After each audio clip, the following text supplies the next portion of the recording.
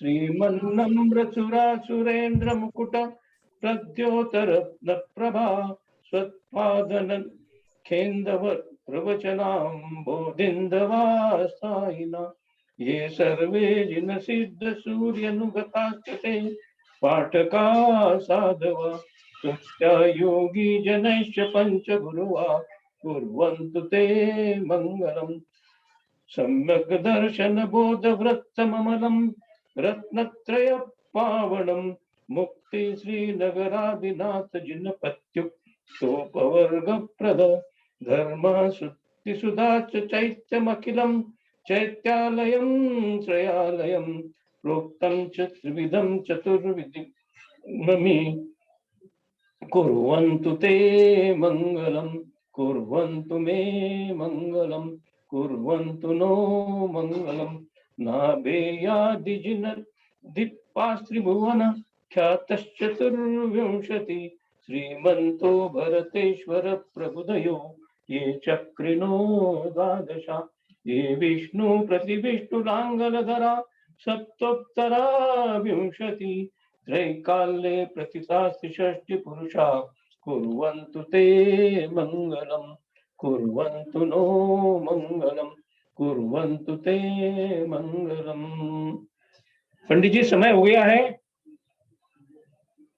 जी, थोड़ा प्लीज पूरा और 2 मिनट बोलिए ताकि मेरा जो है इधर में डिस्टरबेंस हो रहा है जो थोड़ा मिट जाएगा। ठीक है। ये सर्वौषधि रुद्रया सुतपसो वृद्धिंगता पंचये ये चाष्टांग महानिमित्त कुशला इष्टो विद्याश्चारणा पंच ज्ञान धरा त्रयोपि बलिनो ये बुद्धिरुद्धीश्वरा सप्तै सकलार्चिता मुनिवरा कुर्वन्तु ते मंगलम कुर्वन्तु मे मंगलम कुर्वन्तु नो मंगलम ज्योतिर्व्यंतर भावनामरग्रहे मेरोकुलाद्रोस्थिता जम्बूशाल्मदि चैत्यशाखिषु तथा वक्षाररूप्यादिषु इक्ष्वाकारजिरौच कुण्डलनगे दीपेश्वरन्दीश्वरे शैले ये मनुजोत्तरे जिनग्रहा कुर्वन्तु ते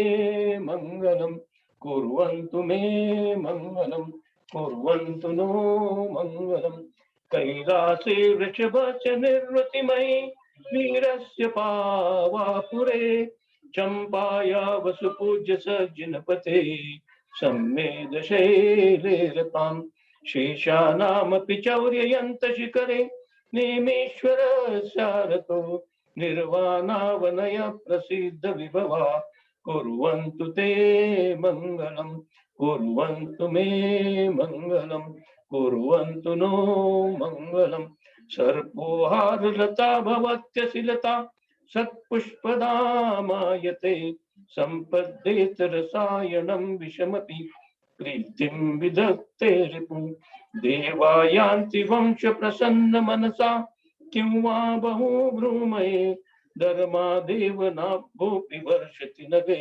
कुर्वन्तु ते मंगलम कुर्वन्तु मे मंगलम कुर्वन्तु नो मंगलम ये गर्भावतरोत्सवे भगवतां जन्माभिषेकोत्सवे यो जातः परिनिष्क्रमेण विभवो यः केवल ज्ञानवान् ये कैवल्यपूर प्रवेश महिमा सम्पादिता स्वर्गिभिः कल्याणानि च तानि पंच सततं कुर्वन्तु ते मंगलम कुर्वन्तु मे मंगलम कुर्वन्तु नो मंगलम इत्थं श्रीजिनमङ्गलाष्टकमिदं सौभाग्य सम्पत्प्रदं कल्याणेषु महोत्सवेषु सुधीयस्तीर्थङ्कराणामुषा ये शृण्वन्ति पठन्ति तैश्च सुजनैर्धर्मार्थकामान्विता लक्ष्मीराश्रयते व्यपायरहिता निर्वाणलक्ष्मीरपि निर्वाणलक्ष्मीरपि निर्वाणलक्ष्मीरपि। बहुत सुंदर बहुत सुंदर बहुत सुंदर।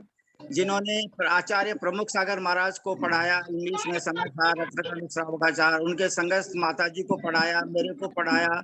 ऐसे हमारे सर जी जैनागम के प्रकांड विद्वान और षडावश्य का पालन करने वाले मुनि भक्त, विशेषकर मुनि भक्त। और ऐसे परम आदरणीय जयचंद जी भाई साहब ने हमको जो है आज मंगलाष्टक सुनाया। सबका जल्दी से जल्दी मंगल हो जाए। अब हम जो है सबका मंगलाष्टक में सब गर्वित हो गए, इसलिए हम सब जो है डायरेक्ट टू दी पॉइंट आ रहे हैं। परम पूज्य 108 नेमी चंद्र सिद्धांत चक्रवर्ती आचार्य महाराज की जय। परम पूज्य जैनागम की प्रकांड विदुषी आर्यका रत्न 105 श्री आदिमती माता जी की जय। हम समस्त आचार्य उपाध्याय साधु परमेष्ठी भगवंतों के श्री चरण कमलों में सिद्ध भक्ति, श्रुत भक्ति, योगी भक्ति, आचार्य भक्ति पूर्वक 3 प्रदक्षिणा लेकर लगाकर सादर नमोस्तु, सादर नमोस्तु, सादर नमोस्तु निवेदन करते हैं। समस्त आर्यका माता जी के श्री चरणों में सादर बंदामी, सादर बंदामी, सादर बंदामी। समस्त एलक जी महाराज, छुल्लक जी महाराज, चुल्लेगा जी माता जी के श्री चरण कमलों में सादर इच्छामी, सादर इच्छामी, सादर इच्छामी। समस्त भैया जी, समस्त दीदी जी के श्री चरणों में सादर वंदना, सादर वंदना, सादर वंदना। उदासीन आश्रम श्री पारसनाथ में विराजमान हमारे जैनागम के प्रकांड विद्वान भैया जी, श्रीमान ब्रह्मचारी पंकज भैया जी के श्री चरणारविंदों में सादर वंदना, सादर वंदना, सादर वंदना। प्रत्यक्ष हमको मोक्ष मार्ग में बड़े वात्सल्य के साथ आगे बढ़ाने वाले, मधुर मधुर शब्दों में जिनवाणी का रहस्य समझाने वाले परम आदरणीय ब्रह्मचारी भैया जी श्रीमान केसी जैन साहब सीए के श्री चरणारविंदों में हम सब भाई बहन हाथ जोड़कर, सिर झुकाकर, सादर चरण स्पर्श, सादर प्रणाम, सादर पावनोक, सादर वंदना निवेदन करके, और वहाँ साक्षात सरस्वती मातेश्वरी ललिता बहन जी के भी श्री चरणारविंदों में हम सब सादर चरण स्पर्श, सादर प्रणाम, सादर पावनोक, सादर जय जिनेन्द्र निवेदन करते हैं। और अब परम आदरणीय ब्रह्मचारी भैया जी श्रीमान केसी जैन साहब सीए कोलकाता निवासी से विनम्र प्रार्थना करते हैं कि प्लीज आप मंगलाचरण करने के प्रारंभ करने की कृपा करें, श्रुत भक्ति, आचार्य भक्ति सुनाने की कृपा करें। प्लीज भैया जी साहब प्रारंभ करने की कृपा करें। अथ पौर्वाणिक स्वाध्याय प्रतिष्ठायां पूर्वाचार्यानुक्रमेण सकल कर्मचार्थं वा पूजा वंदना समेतं श्री श्रुत भक्ति कायोत्सर्गं करोमि।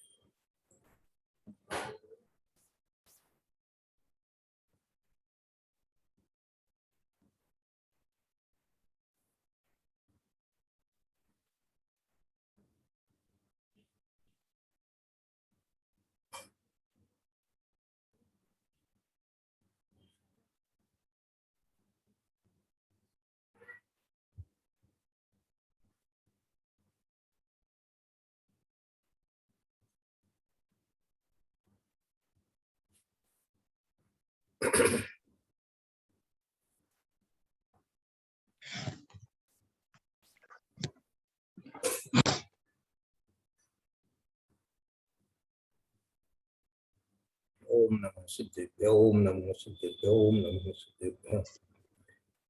ओकारं बिंदु संयुक्तं नित्यं ध्यायन्ति योगिनः, कामदं मोक्षदं चैव ओंकाराय नमो नमः। अविरल शब्द घनोक प्रक्षालित सकल भूतल कलंका मुनिविरूपा सिद्धीर्था सरस्वती हरतु नो दुरितम्। अज्ञानतिमिरान्धानां ज्ञानाञ्जनशलाकया चक्षुर्मीलितमेन तस्मै श्रीगुरुवे नमः। श्रीपरम गुरुवे नमः। परम्पराचार्य श्रीगुरुभ्यो नमः।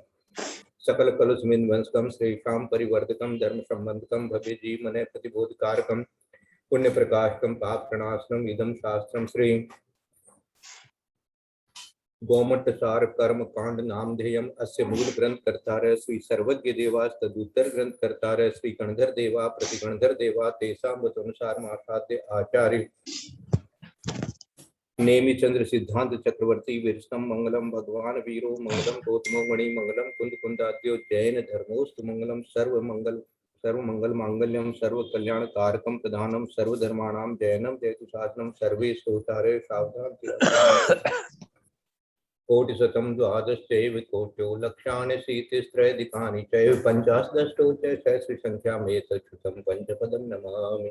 अर्हन्त वासी यथं गणहर देवेहिं दन्तीयं सम्मं प्रणमामि भक्तिदुत्तो सुगुणाणमोहो महिं शिरसा इच्छामन्ते सुदभक्ति कौशपोपौ तत्सालोच्यम् अंगोमंग पर्ण पौडे परियमी शुद्धपणमाणि ओग पुवग्गय चूलिया चेव सुतथय चुई धम्मकहा निस्याणि चकालम अत्यमी पूज्यमी बंदामी नमस्कामी दुःखको कमको बोलाओ सुगैगमनम समागमनम जनगुण संपत्ति हो मध्यम।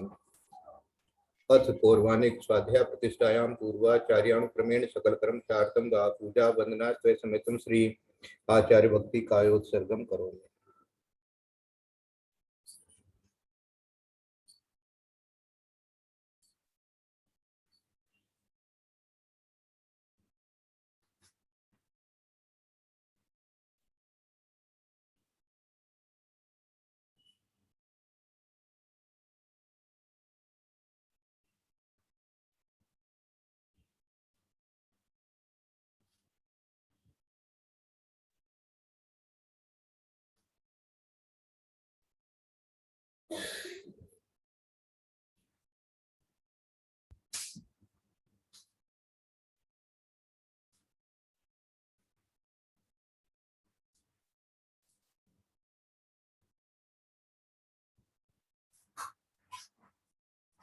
श्रुत जलधि पार्गे कर्णति भावना पटुमति सूचरित तपोनि दिव्यो नमो गुरुभ्यो गुण गुरुभ्ये 36 गुण सम्मके पंचव्याचार कर्ण संदर्शे शिष्याणुके कुशले धर्मारि सदा वंदे गुरुभक्ति चंद्रमेणिये तरंति संसार सारं घोरं चिणति अटकं मम जम्मण मरणं न पाविन्ति ये नित्यं रतमन्त्रों निर्ता ध्यानाग्निहोत्रा कुलः षट्कर्माभिरता स्तपोर्वन्दना साधुप्रिया साधुवै श्रीलता वर्णा गुण ग्रहणाति चंद्रार्क तेजोदिका मोक्ष द्वार कपाट पाटन बटा श्रीनाम तुमान साधु है गुरु है पांतु मुक्तिम ज्ञान दर्शन नायका चारित्राणम गंभीरा मोक्ष मार्ग तेज कहा इच्छा मंते हरि भक्ति कौशगो को तो साधुचिम सम्मणान सम्मदन सम्मचरिताणम पंचव्या चारणम आरणम आराधि सुधनाणम देश्याणम उज्जाणम तीराण गुण पालन ऋणम सबताणम श्याण कालम अष्टमी पूज्यमी बंदामी नमः स्वामी दुख को कमखो बोलाओ सुगई गमन समाधि जिनकन संपत्ति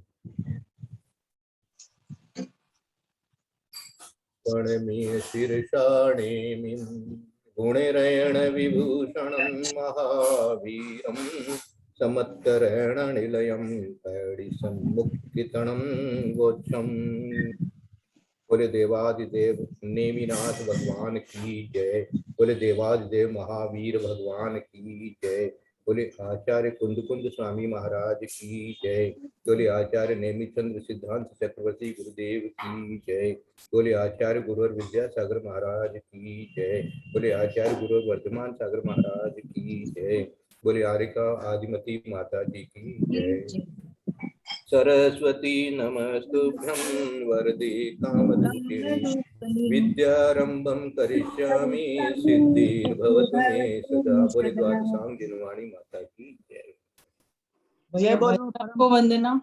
जय बोलो पंडित जी को परम पूज्य आचार्य कल्प 108 श्री श्रुत सागर जी मुनि महाराज की जय परम पूज्य सभी को सादर आत्मा सागर जी महाराज की सबको जय जिनेंद्र बड़ों को प्रणाम। अग्रज श्रीमान श्री सहिष्णु सागर जी महाराज की जय परम पूज्य मुनिवर 108 श्री ज्ञानी ध्यानी तपस्वी सिद्धांत वेत्ता भैया वृत्तिशील मुनिवर श्री प्रभव सागर जी महाराज की जय। हम सभी भाई बहन respect for elders and olders it is quite compulsory therefore हम सब इस ग्रुप में जितने भी हमारे संरक्षक महोदय हैं परम पूज्य हमारे काका जी साहब रतनलाल जी टोंगिया साहब कोठारी साहब जयपुर निवासी काकी जी साहब हमारे परम आदरणीय बाबूजी श्री पारसमल जी पाटनी साहब हमारे परम आदरणीय बाबूजी श्री शंभूलाल जी जैन बेंगलोर निवासी परम आदरणीय बाबूजी श्री नेमीचंद जी साहब जैन और अम्माओं में परम आदरणीय उमराव देवी जी परम आदरणीय सुधा उषा देवी जी शेट्टी जी समस्त बड़ों को हम सादर प्रणाम करते हैं। और अब हम सब भाई बहन हाथ जोड़कर सिर झुकाकर भैया जी के श्री चरणों में सादर वंदना सादर वंदना सादर वंदना जोर जोर से उच्चारण करने की कृपा करेंगे प्लीज सब जने सादर वंदना सादर वंदना सादर पंडित जी को प्रणाम पंडित जी को प्रणाम ललिता जी को प्रणाम वंदना भाई साहब वंदना जी सबको प्रणाम सभी बड़ों को प्रणाम सादर जोर जोर से वंदना जोर जोर से आशीर्वाद सबके लिए वंदना भैया जी पंडित जी को जय पापम क्षयतु दर्शन विशुद्धिर भवतु क्षय क्षम्यतु भवतु धर्म वृद्धिर भवतु सबके लिए आनंद भवतु जोर जोर से आशीर्वाद है। पंडित जी ने जोर जोर से वंदना करने को कहा है तो हमको भी जोर जोर से आशीर्वाद देना है। सबके लिए बहुत बहुत मंगल आशीर्वाद है। वंदना भैया जी भैया जी वो जो आपने बताया था स्थिर और अस्थिर नाम उसका भेद बताया था ना नामकरण के स्थिर और अस्थिर के तो भैया जी जो पूजा में आता है देश शास्त्र गुरु की पूजा में स्थिरता में पाने को देश शास्त्र गुरु को दिया तो ये स्थिरता इसी नामकरण की अपेक्षा से लिया उन्होंने वहाँ पे ऐसे जब पूजा पढ़ रही थी ध्यान में ही वहां पर आ गया ये आपने बताया था स्थिर अस्थिर अभी बताया प्रणमीय शीर्षा नेमिं गुणैरेण विभूषणं महावीरं समत्तरेण निलयं पैडिसम्मुक्तितनं गोच्छम्। हम लोगों ने नाम कर्म की सभी प्रकृतियों का चिंतन मनन किया है और जानकारी भी की है।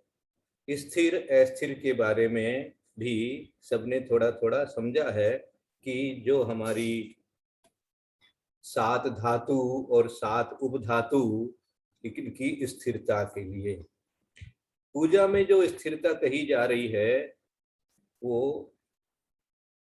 पुष्प चढ़ाते हुए कह रहे हैं हम लोग स्थिरता निज में पाने को। वो स्थिरता जो है वो आत्मलीनता है। आत्मलीनता, स्थिरता निज में मानी आत्मा में स्थिर होना, इस अपेक्षा से वहां स्थिरता कहा है।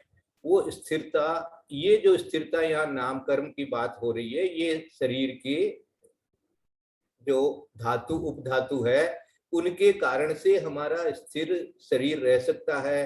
कितना रह सकता है कितना नहीं रह सकता, ये शरीर की बात है, ये पुद्गल की बात है।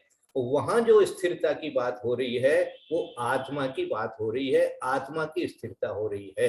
तो आत्मा में आप स्थिर हो जाएंगे, उसी से ही इसमें निज निज मानी आत्मा, अपनी ही आत्मा स्थिरता में पाने को देव शास्त्र गुरु को जाऊं। तो वो क्या अपना उद्देश्य है, अपनी आत्मा में स्थिर होना हमारा उद्देश्य है, और उसी के लिए हम देव शास्त्रियों की वंदना करते हैं, पूजा करते हैं, ये उसका अर्थ है। तो वो वहां पर जो है आत्मा की स्थिरता की बात हो रही है, यहाँ पर जो शरीर पुद्गल की अपेक्षा से नामकरण की अवस्था। तो दोनों को मिलाना नहीं, लेकिन इसकी स्थिरता हुए बिना वो स्थिरता होती नहीं है, सब जानते हैं। जैसे वज्र से नाराज संयम हुए बिना मुक्ति होती नहीं है, तो ये शरीर की भी स्थिरता हुए बिना हम जो है वो स्थिर होकर के बैठ नहीं पाते हैं। बैठ नहीं पाते हैं तो मन वचन काय का जो योग है वो भी स्थिर नहीं हो पाता है। इसलिए मन वचन काय के योग के स्थिर हुए बिना आत्मा की स्थिरता नहीं आती है। इसलिए ये उसमें एक तरह से सहकारी हो गया, ये बाहर का निमित्त हो गया, और वो अंदर में आत्मा का जो ध्यान लगा रहे हैं, आत्मा में स्थिरता हो गई है, वो अंतरंग निमित्त हो गया, अंतरंग कारण हो गया। ये बाह्य कारण हो गया, वो अंतरंग कारण हो गया। अब थोड़ा गोत्र कर्म के बारे में विचार करें कि जिसके उदय से साधु आचरण वाले कुल में जन्म हो उसे उच्च गोत्र कहते हैं। साधु कुल, साधु आचरण वाले कुल माने असाधु किसे कहते हैं? सज्जन को असाधु कहते हैं। जिसका आचरण अच्छा हो, शुद्ध हो और समीचीन हो, समीचीन आचरण जो हो, तो अब समीचीन आचरण कौन सा होता है? जो पाप से रहित होता है, व्यभिचार से रहित होता है, सप्त व्यसनों से रहित होता है। इस प्रकार से जो आचरण होता है, और क्या बोलते हैं उसको, हाँ, अन्याय कार्यों से भी मुक्त होता है ना। जो कहते थे ना कि भाई जो जीविका पालन करें किससे? न्याय नीति से, वो ही साधु आचरण है। ऐसा साधु आचरण वाले कुल में जो जन्म होवे उसे उच्च गोत्र कहते हैं। तो हमारे जितने भी पूर्वज रहे हैं, है ना, तो वो तो इसी प्रकार के साधु आचरण वाले रहे हैं, और इसीलिए हमारा भी जन्म उन्हीं माता पिता से हुआ है। तो इसलिए हम लोग उच्च गोत्र वाले हैं। परंतु ये तो जन्म की बात हुई, लेकिन यदि कोई कार्य ऐसा करेंगे जो कार्य उच्च गोत्र के लायक नहीं है, तो फिर आज नहीं तो कल नीच गोत्र में चले जाएंगे। इसलिए अपने उच्च गोत्र की लाज रखनी, अपने उच्च गोत्र को बनाए रखना, अपने उच्च गोत्र के अनुरूप ही अपना आचरण करना। आचरण मानी व्यवहार, और व्यवहार मानी बोलचाल। तो अपनी बोली भी देखो, जितने बड़े बड़े लोग होते हैं ना, वो अपने नौकर चाकर ड्राइवर ये वो उनको भी बहुत सम्मान से बात करते हैं। हाँ, और कहीं राजस्थान में तो कोई एक ऐसा भी जगह है जहाँ पर सबको जी कह करके ही कहेंगे। तो बिना जी के उनको कहते ही नहीं है। तो ये सब जो ऊंचे लोग होते हैं उनकी ऊंची भाषा अच्छी भाषा होती है, सम्मानजनक भाषा होती है। तो ये उच्च गोत्र का निशान है। और बाकी जो है वो जो वे विचार इत्यादि करते हैं और पाप में लिप्त रहते हैं, वो नीच गोत्र माना जाएगा। जिसके उदय से दान देने की इच्छा होते हुए भी न दे सकी उसे दानांतराय कर्म कहते हैं। दान देने की इच्छा होते हुए भी, अब देखो, इच्छा होना और दे देना, इसमें भी फर्क हो गया। क्या बोलते हैं अंग्रेजी में? There is a difference between the cup and lip, है ना। हाँ, कप होठ तक पहुंचे उतने समय में भी कुछ भी हो सकता है। तो इसी तरह से इच्छा हुई, मन में आया और पहुंचे वहां तक, तब तक तो महाराज के तो बैठ गए। महाराज तो क्या हुआ, बस हो गया उनका तो, हर आज इतना ही करना था उनका तो उन्होंने था।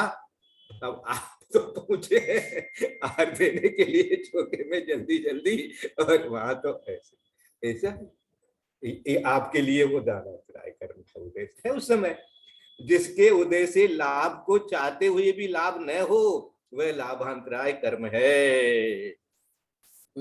मुनि महाराज जाते हैं आहार के लिए, लेकिन जैसी विधि मन में विचार कर लेते हैं वैसी विधि नहीं है, तो लाभांतराय कर्म का उदय चल रहा है। कोई बात नहीं, आज अपने अलाभ परिचय सहन करेंगे। तो उनके भी ऐसा होता है, अंतराय इत्यादि भी आते हैं उनके भी भोजन में, तो वो भी लाभांतराय कर्म है। भोगने की इच्छा होते हुए भी जिसके उदय से न भोग सके उसे भोगांतराय कर्म कहते हैं। क्या समझे? बीमार पड़ गए, अब बीमार पड़ गए, इच्छा तो बहुत है, ये पी ले वो खा ले, लेकिन डॉक्टर बोला नो नोट अलाउड, ये भोगांतराय। उपभोग की इच्छा होते हुए भी जिसके उदय से उपभोग न कर सके वह उपभोगांतराय कर्म है ना। अब भोग और उपभोग में अंतर जो पहले अपन ने समझा दिया था, जो बार बार भोगने में आवे वो उपभोग है, और जो एक बार हो जाए वो भोग है। वीर्य में विघ्न करने वाला वीर्यांतराय कर्म है। वीर्य में विघ्न करने वाला वीर्यांतराय कर्म है। ये देखो, ये हमको जो याद नहीं होता ना, ये कंसंट्रेशन जो नहीं होता ना लोगों को, या कम होता है, ये वीर्यांतराय कर्म, याद रखना। हाँ, तो ये इसके लिए भी आपको थोड़ा सा क्या करना पड़ेगा, कर्म को दबाना पड़ेगा, इसका भी उपशम करना पड़ेगा। अपना वीर्यांतराय कर्म जो है वो नहीं ज्यादा उदय में आने देना। तो इस प्रकार से आत्मबल बढ़ता है। किससे बढ़ता है? जब वीर्यांतराय कर्म का उपशम अच्छे तरह से होता है, थोड़ा सा उपशम अच्छी तरह से हो जाता है, तो ये आत्मबल से ही। देखो इसने कर लिया, इसने तेला कर लिया, तो मेरे को तो खाली 24 का ही उपवास करना है, एक दिन के उपवास में इतना क्या सोचना है, करेंगे। ये भाव आया, ये आपको जो पहले ऐसे चल रहा था कि कैसे करेंगे वो चला गया। ये कैसे चला गया? वो वीर्यांतराय कर्म का जो आपके उदय चल रहा था वो थोड़ा सा कम हुआ, मंद हुआ। तो इस प्रकार से इसी तरह से जो यादाश्त होती है ना, तो खाली ज्ञानावरणी कर्म का ही मात्र नहीं कहा जाता है वहां पर, इसमें आगे और बताया जाएगा कि वीर्यांतराय कर्म का भी वहां कंसंट्रेशन नहीं होता। पढ़ना तो चाहते, लेकिन बीच बीच में ध्यान इधर उधर चला जाता है, इधर उधर ध्यान गया और वो थोड़ा बहुत याद किया था वो भी चला गया। तो ये भी, इसके लिए भी चाहिए आपको वीर्यांतराय कर्म का सब। ये वीर्यांतराय, तो ये विघ्न हो रहा है, अनेक प्रकार के विघ्न हो रहे हैं इसी कारण से। इस प्रकार से अपन ने ये सभी कर्मों का थोड़ा थोड़ा ज्ञान किया है। आगे नाम कर्म की उत्तर प्रकृतियों में अभेद विवक्षा से जो प्रकृति गर्भित की है उनको कहते हैं, है ना। अब ये शरीर के बारे में जो विशेष बातें हैं और वर्ण के बारे में जो विशेष बातें हैं वो 34वें गाथा के माध्यम से कहते हैं। तो कोई भी अनम्यूट करके और मंगलाचरण करके इसको पढ़ सकते हैं। पढ़ूं भाई साहब? हाँ पढ़। प्रणमी सिरसाणी मी गुणरयण महावीरम सम्मत्तरयण निलयम पयडि समुक्कित्तणं मोक्षं देहे अविनाभावी बंधन संगाद इति अबंधुदया वर्ण चौके भिन्ने गई दे चत्तारि बंधुदे। बहुत अच्छा। देखो इस तरह से अच्छे से उच्चारण करने से अर्थ भी अपने आप आने लग जाता है। देहे अविना, देहे मनी देह में, अविनाभावी मनी अविनाभावी, बंधन संघात, बंधन और संघात यदि, ये अबंधु दया मनी अबंध और उदय, इनका अबंध भी है और उदय भी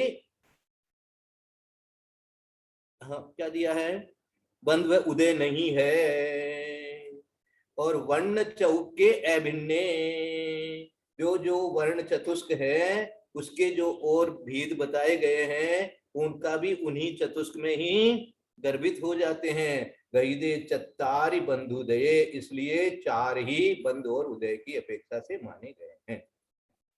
5 शरीरों के साथ अविनाभावी रखने वाले 5 तो बंधन और 5 संघात का शरीरों में ही अंतर्भाव हो जाता है। इस कारण इन 10 प्रकृतियों का बंध व उदय नहीं, तथा वर्णादि भेद रूप 20 प्रकृतियों का मूल वर्ण चतुष्क में अंतर्भाव हो जाता है। इस कारण 4 प्रकृतियों का ही बंध और उदय होता है ना। अब वो उसके क्या कहेंगे, अब और भेद हैं।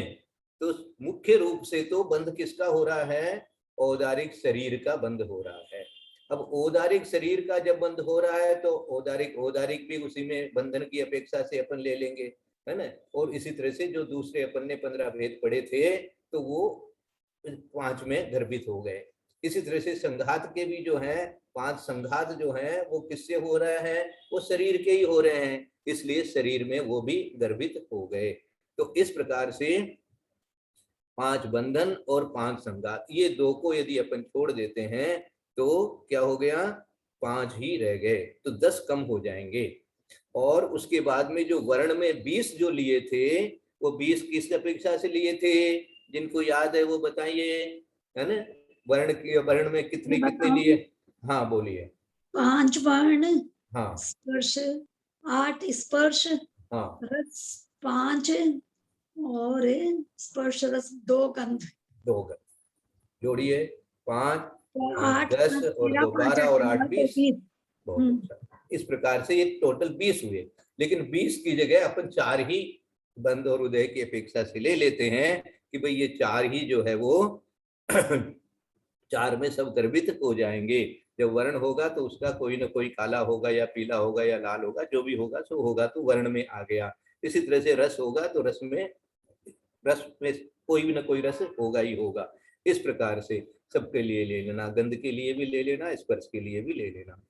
विशेषार्थ, नाम कर्म के भेदों में जो औदारिकादि 5 शरीर हैं उनमें अपने अपने बंधन और संघात अंतर्भूत हो जाते हैं, क्योंकि इनका शरीरों के साथ परस्पर अविनाभाव संबंध है। अतः इन 10 प्रकृतियों का शरीरों के साथ ही बंध उदय होता है। यानी जैसे शरीर का उदय कहेंगे या बंध कहेंगे तो उसके अंदर में ये भी अपने आप ही आ गई, कौन से शरीर का बंध हो रहा है या कौन से शरीर का उदय हो रहा है। तो 5 मुख्य रूप से जो है उसी के अंदर में अपना सारा आगे का जो जितना विस्तार है उसी अपेक्षा से अपन आगे जो है इसका अध्ययन करेंगे। इसी प्रकार वर्णादि की 20 प्रकृतियां भी वर्ण रस गंध स्पर्श रूप चतुष्क में गर्भित हो जाने से 20 प्रकृतियां बंध उदय में भिन्न भिन्न नहीं है, किंतु सत्व में इनको पृथक पृथक गिना जाता है। अतः बंध और उदय वर्णादि 4 प्रकृतियों का ही कहा जाता है। सत्ता की अपेक्षा से तो ठीक है, लेकिन बंध और उदय की अपेक्षा से वो 4 ही अपन गिनेंगे। इस प्रकार से ये थोड़ा सा संक्षेप भी कर दिया है। अब ये जो आगे की गाथा आ रही है 35वीं, ये गाथा अपने को एक तरह से कहना चाहिए कि बेस, BASE बेस बोलते हैं अंग्रेजी में। ये 120 प्रकृतियों का जो बंध अपन कहेंगे तो वो बंध की अपेक्षा से 120, उदय की अपेक्षा से 122। ये इस प्रकार का जो आगे पूरे चार्ट वगैरह जो बनेंगे वो चार्ट जो है ये 35 की गाथा के हिसाब से ये 120 प्रकृतियां कौन सी हैं, ये यहाँ से अपने को आज अच्छी तरह से याद कर लेनी है। और सोनू जी से निवेदन है कि इनका नाम वगैरह अच्छे से लिख करके और कितना कौन कौन सी कितनी कितनी है अच्छे से एक चार्ट बना करके और ग्रुप में भेजें, तो या इसमें दिखावें आगे के लिए, तो उससे सबको याद रहेगा। ये हमको याद होना बहुत जरूरी है। गाथा कोई पढ़ेंगे मंगलाचरण करके? मैं पढ़ूं भाई साहब? हाँ जी जरूर पढ़ो। पणमीय शीर्षानेमिं गुणरेण विभूषणं महावीरं सम्मतरेण विजयं पैडी समुत्तरम मोक्षामि पंचणव दोणी 26 मवि ये चौरोकम मेण सतटी दोणी ये पंचय मणिया वेदाओ बंद पैडियो। इसको देखो, उच्चारण करने का जो तरीका है वो जैसे पहले जो दीदी ने किया था वो बहुत अच्छा था, और अभी आप जो कर रहे हैं थोड़ा सा उसको सुधार कर सकते हैं। और अच्छा कौन अच्छा से उच्चारण करेंगे? कुसुम दीदी हैं या ललिता दीदी, जो भी हो, तो इसका उच्चारण कैसे अच्छे से किया जाए? पंचणवदो कौन करेंगे बताइए? मंजू दीदी आप करिए। भैया जी हम प्रयास करें। हाँ करिए, प्रयास तो कर सकते हैं, लेकिन जो जो बिल्कुल बढ़िया तरीके से बोलते हैं वो मंजू दीदी और बोलते हैं। आप भी करिए, ट्राई करिए। 26 संविया चवरो कमीन सतठी दोनिया पंचिया बनिया एदायो बंद पैड़ियो। पंचणव दोणी पर रुकना है, और नीचे वाली लाइन में दोणी ये पंच ये पर रुकना है। अब मंजू दीदी, अब देखिए, अब मंजू दीदी बोलेंगे, सब सुनिएगा ध्यान से। पंचणव दोणी 26 समवीय चौरो कमेण सतठी दोणीय पंच ये बणिया दाओ बंद पयडी। नहीं, ये तो ठीक सही नहीं हुआ, ठीक नहीं हुआ। हाँ, पंचणव दोणी 26 तक जाएगा, 26 तक, 26 तक जाएगा, 26 तक, 26 तक। पंचणव दोणी 26 समवीय चौरो कमेण सतठी दोणीय पंचय भणिया एदाओ बंद पैडियो। हीरा दीदी अब बोलिए आप वापस। बोल रही भाई साहब। हाँ हाँ मैं बोल रही हूँ। वंदना हाँ भाई बोलिए साहब। ललिता भाभी। पंचणव दोनी 26 मविय चौरो कमेन सतठी दोणीय पंचय बणिया एदाओ बंद पैडियो। ये और बढ़िया, सही है। 26 पूरा बोलना और अच्छा है, ठीक बात है। मैं बोलूँ भाभी भाई साहब? हाँ हीरा दीदी बोलिए। पंचणव दोणी 26 मविय 26 तक बोले, 26 बोले जैसे ललिता दीदी। हाँ 26 पंचणव दोणी 26 मविय चौरो कमेण सतठी कमेन कहाँ है? कमेण कहाँ है? आप लोग हाँ, क्यों? मैं पर जोर मत कमेण है दीजिए। ना, कमेण कमेन है। कमेण है ना भाई दीदी। ललिता भाभी मैं पर जोर मत दीजिए। मैं पर जोर देने से ऐसे लगेगा जैसे कोई एक मैं और डबल में है, ऐसा नहीं। कमेण। अच्छा वापस बोलती हूँ। हाँ जी। पंचणव दोणी 26 मविय चौरो कमेण सतठी दोणीय पंचय बणिया एदाओ बंद पैडियो। ठीक है क्या? हाँ बहुत अच्छा, बहुत अच्छा, एकदम सही है, बहुत अच्छा। ऐसे ऐसे अलग अलग गाथाओं को इस तरह से बोलते रहेंगे तो आदत हो जाएगी। मेरे से ही नहीं बोलता है इतना अच्छा, जितना अच्छा आप लोग बोल रहे हैं, बहुत अच्छा है। हाँ, और कौन बोले थे पहले? सुनीता दीदी। हाँ, आप अब वापस ट्राई करिए, देखें। दोने 26 मविया चवरो कमीन सतठी दोणी पंचिया बनिया एदाओ बंद पैड़ियो। बहुत अच्छा, बहुत अच्छा। इस तरह से थोड़ा थोड़ा सीख जाएंगे तो अच्छा होगा। अब देखो इस बहुत सुंदर भैया जी साहब।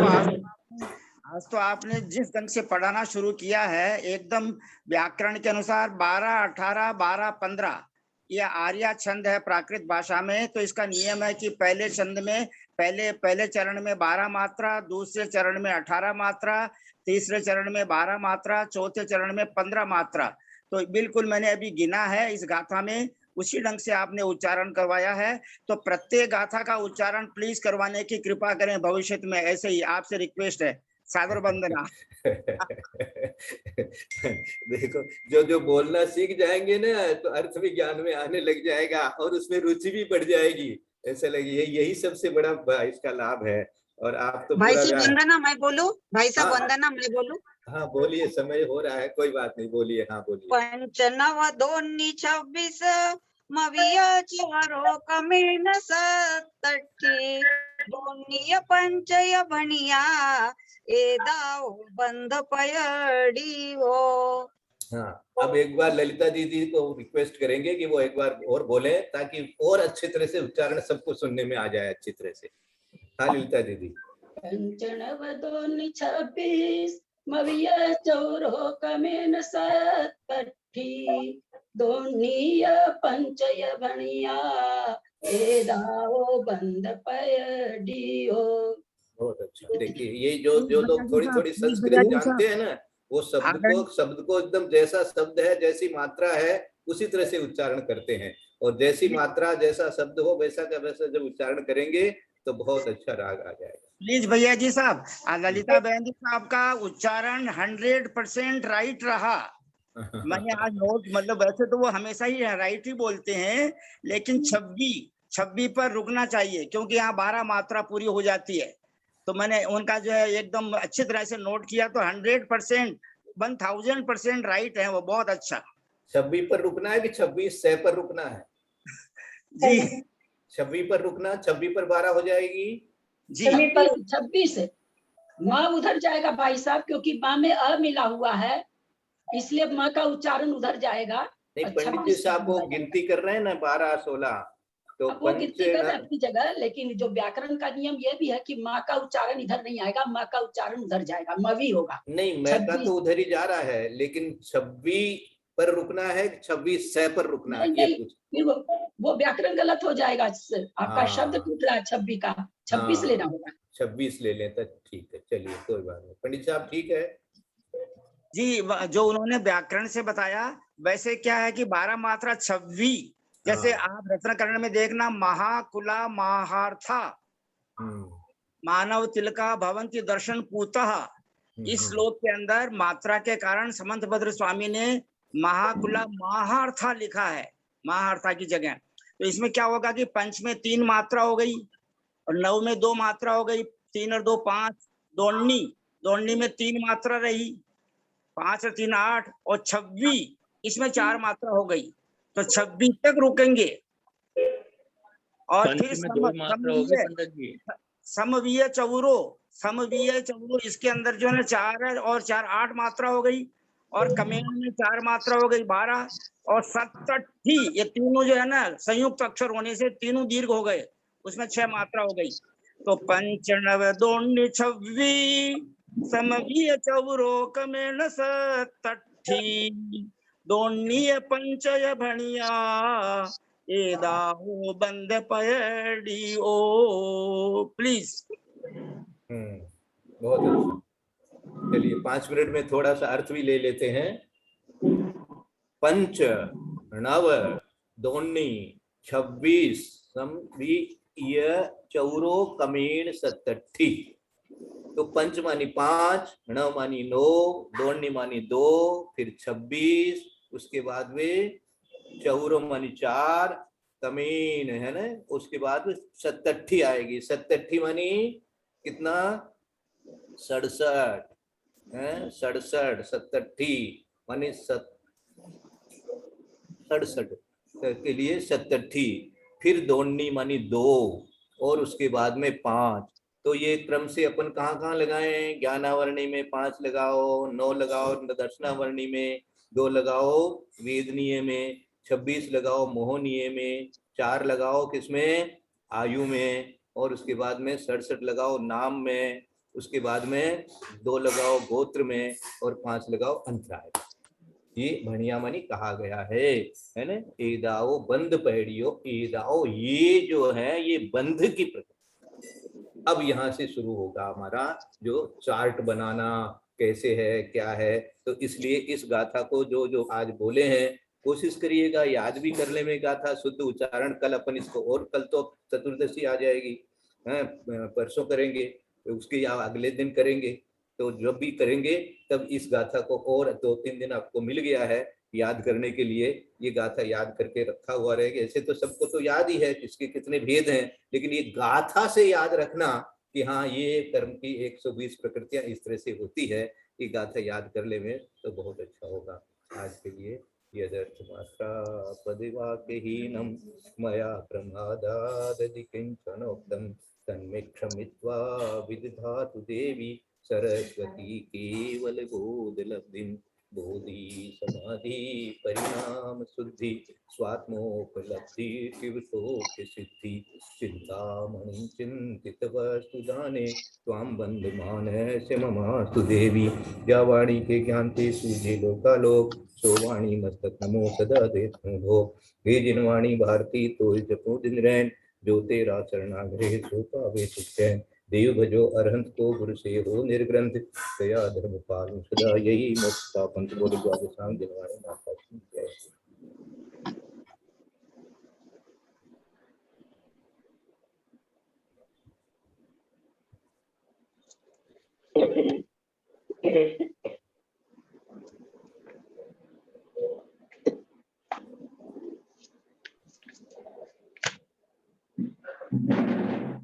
वंदना भाई साहब, सभी बड़ों पंडित जी को प्रणाम, ललिता भाभी को दो।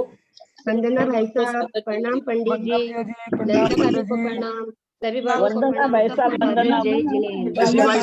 वंदना ललिता भाभी को प्रणाम, पंडित जी को प्रणाम, बाकी सभी को जय जिनेंद्र। जी को प्रणाम, बड़ों को प्रणाम, सभी को जय जिनेंद्र।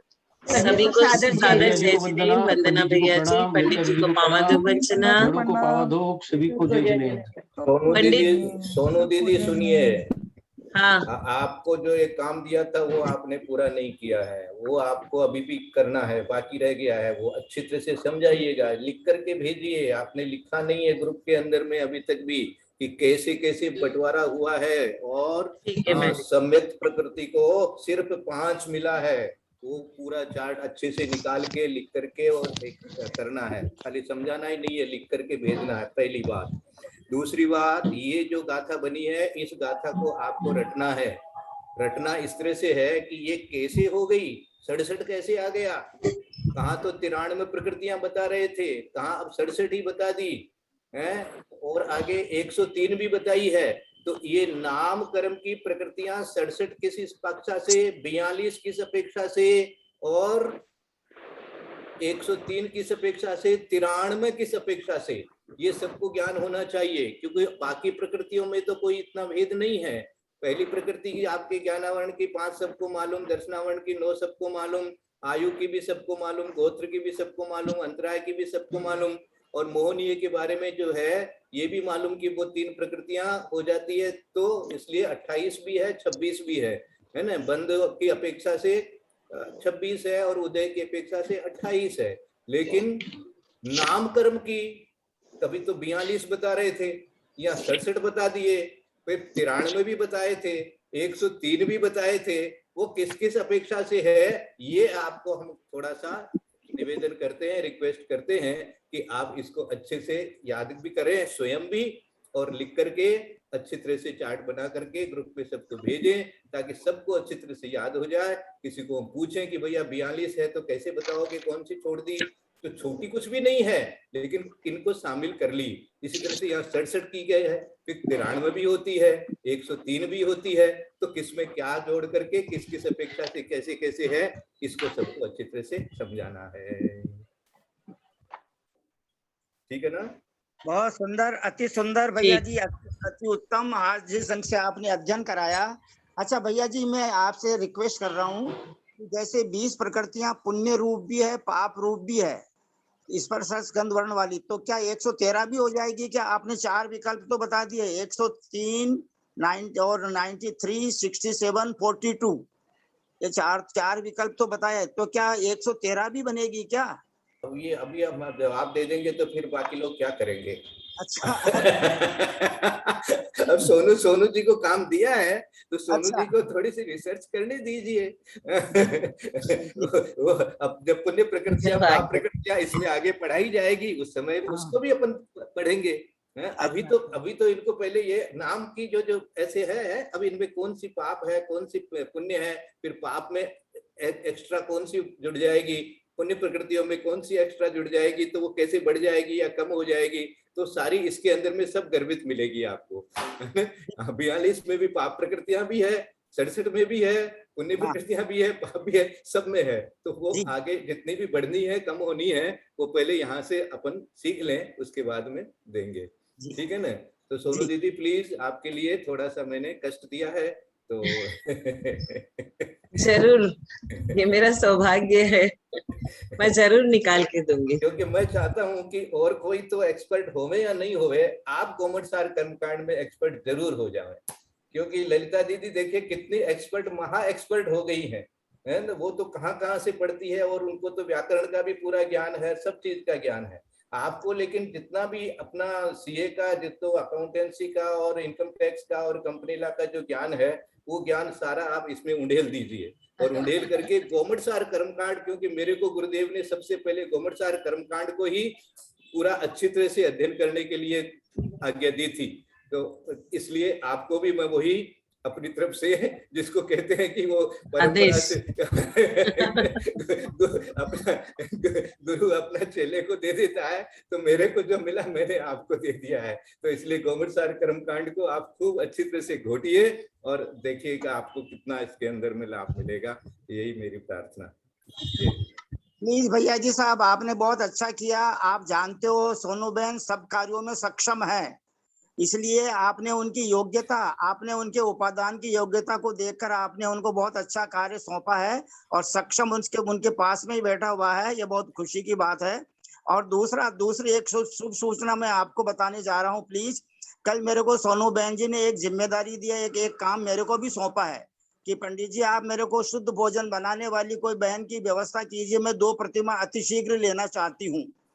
तो जो है ये भी उनका बहुत अच्छा प्रयास है, यानी वो सम्यक दर्शन में, सम्यक ज्ञान में, सम्यक चारित्र में, सम्यक तप में, ग्रुप में जोड़ने में, सबको जोड़ने में और स्थायी चौका चलवाने में और बच्चों को पढ़ाने में और भी अनेक कार्यक्रमों में वो सब में सक्षम है। इसलिए आपने उनको बहुत अच्छा काम सौंपा है। प्लीज सोनू बहन जी 103, 93, 67 और 42 इन सब के अलग अलग जो है लिख करके भी भेजने की कृपा करें, ताकि कोई भी उनको पढ़ करके सुना सके। प्लीज, बहुत बहुत धन्यवाद। आज की अच्छा, कल चतुर्दशी है। हीरा बहन जी पांड्या साहब ने बोला है कि पंडित जी साहब आज टाइम कम रहेगा, मैं कल 50 आचार्यों के नाम बोलूंगी और उसके बाद में चतुर्दशी का क्या कार्यक्रम रहेगा सोनू बहन जी आपको डिसाइड करना है। रक्षाबंधन के दिन तो रक्षाबंधन की कथा होनी है भैया जी के द्वारा, तो जैसा भी कार्यक्रम कल का रहेगा वो आप डिसाइड कर लें बाद में और ग्रुप में डाल दें। सादर जय जिनेंद्र। प्लीज, पहली कक्षा दी एंड। सबको सादर जय श्री। वन्ना भैया जी, वन्ना पंडित साहब। पंडित जी से एक निवेदन है, जब गाथा का प्रोनाउंसिएशन होता है तो पंडित जी सबसे पहले करें, क्योंकि आप बहुत अच्छा गाथा गाते हो पंडित जी, बहुत शुद्ध उच्चारण के साथ गाते हो। सबसे पहला आप करा करो जब सारे लोग करते हैं गाथा का। Thank you. आई विल ओबे योर ऑर्डर। आपका संस्कृत बहुत अच्छा है पंडित जी, हमें थोड़ा सा अंश मिल जाए उसका, ऐसा आशीर्वाद दीजिए।